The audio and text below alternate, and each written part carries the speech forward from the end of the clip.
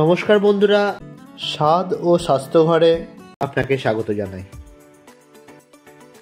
আজকে আমি আপনাদের জন্য নিয়ে এসেছি কালো জিরে দিয়ে পাবদা মাছের পাতলা ঝোলের রেসিপি।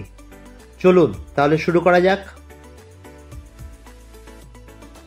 পাবদা মাছগুলো ভালো করে পরিষ্কার করে নিয়ে এর মধ্যে হলুদ লবণ দিয়ে 10 মিনিট মাখিয়ে রেখেছি।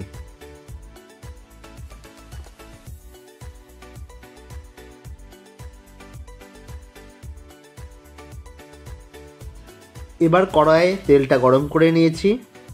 তেলটা গরম হয়ে গেলে অল্প পরিমাণে লবণ দিয়ে দিতে হবে, যাতে মাছগুলো কড়াইয়ের সাথে লেগে না যায়। তেলটা গরম হয়ে গেছে, এবার তেলের মধ্যে মাছগুলোকে ছাড়তে হবে। ভালো করে দুই দিক লালচে ভাবে ভেজে নিতে হবে, কিন্তু মনে রাখবেন খুব কড়াভাবে কিন্তু মাছগুলো ভাজবো না।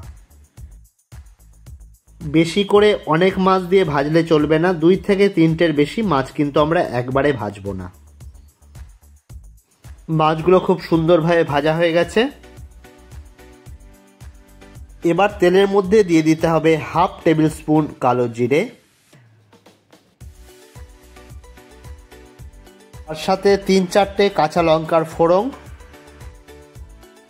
তার মধ্যে দিয়ে দেব পেস্ট করে রাখা আদা। মশলাটা খুব ভালো করে ভেজে নিতে হবে, যাতে মশলা থেকে কোনো রকম কাঁচা গন্ধ না বেরোয়। এবার এর মধ্যে দিয়ে দেব কেটে রাখা টমেটো।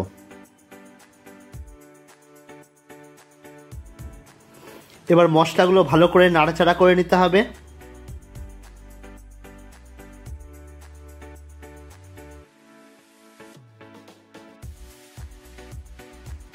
এবার একটু পরিমাণে জল কড়াইয়ের মধ্যে দিয়ে দিলাম, যাতে টমেটোগুলো কড়াইয়ের সাথে লেগে না যায়। এবার আন্দাজ করে একটু হলুদ ও লবণ দিয়ে দিতে হবে।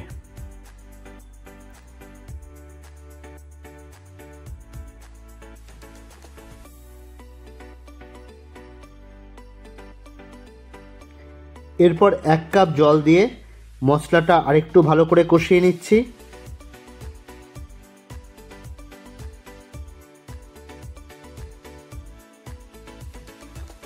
এর মধ্যে 2 গ্লাস জল দিয়ে দিতে হবে। ঝোলটা যাতে ফুটতে পারে তার জন্য গ্যাসের ফ্লেমটা আমরা হাই করে দেব।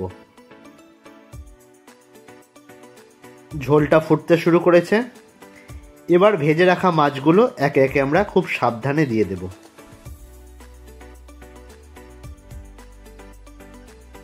মাছের ঝোল প্রায় রেডি। নামানোর আগে কেটে রাখা ধনেপাতা ও 1 টেবিল স্পুন কাঁচা সর্ষের তেল ছড়িয়ে দিতে হবে।